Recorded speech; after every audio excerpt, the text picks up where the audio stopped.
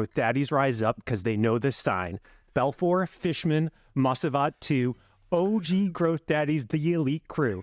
Acquisition, retention, they master it all. From engagement to monetization, they never fall. Growth loops, optimization, they play the game right. In the software jungle, they're the kings of the night.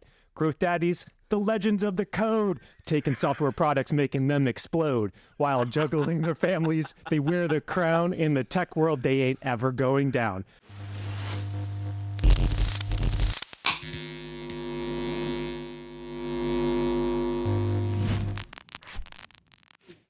Brian, that you said, I don't know if this is going to make the cut, when it is so obviously the intro to this episode is just ridiculous. Yeah. Like, come on, that has to make the cut.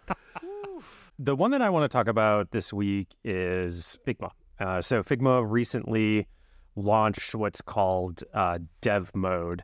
Dev Mode does a few different things. It's kind of like has this inspection tool similar to what a browser inspector would do, or what an engineer would use it for, but it's directly in the design file. It helps like generate relevant code in different forms, CSS, Swift UI, and other formats.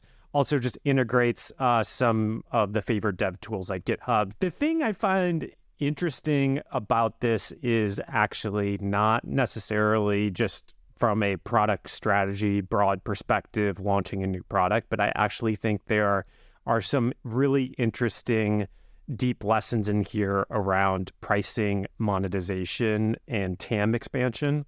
So Figma was one of the first to, I think, use this per editor pricing model. I don't know who exactly was the first on this front. But one of the things around this is that it used to be that these tools would just price per seat for any user using it, right?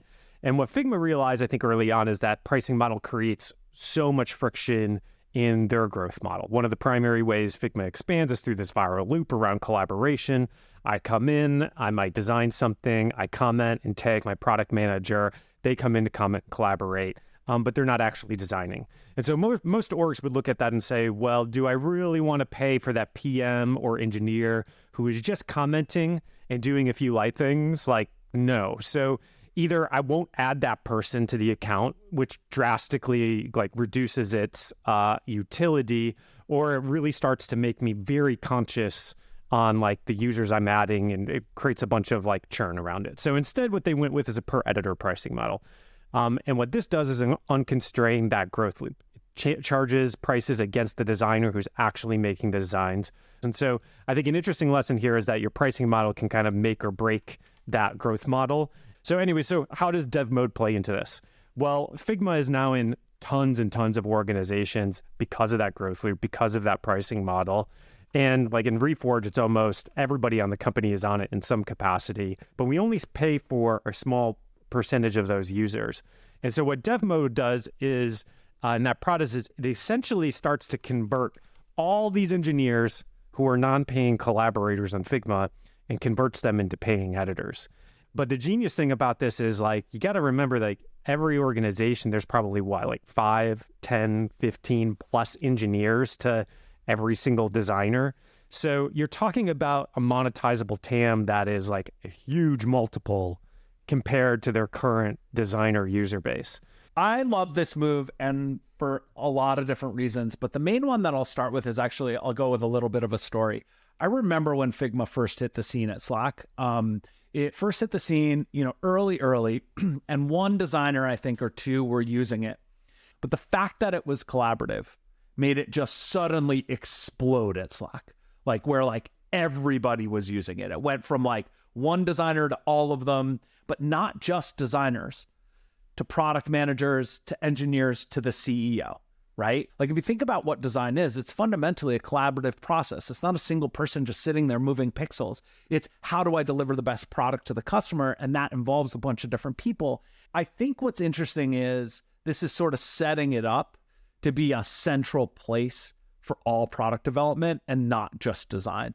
And I think you can see how the layers of that onion expand. I think it's really smart from a product perspective. I think it's pretty clear now how Adobe was able to justify spending north of $20 billion for this product, especially if they knew what was coming on the roadmap, right? Like Adobe does not have, as far as I know, a huge developer market. Their tools there are pretty substandard, and this is an amazing opportunity to get in there, right? If you look at the features that they actually started with, it's like this very tangential features to the design, right? It's like a step, not a leap, right? So they're literally, taking what an engineer would do with the browser inspector and doing that on top of the designs. They're copying, they're creating like the front end code, like all those things. So they're not going 2-3 steps like into the future, but it's very clear that they found that like those perfect jumping off points from the design part. Let me hypothesize a random question I hadn't thought of before we like jumped in here.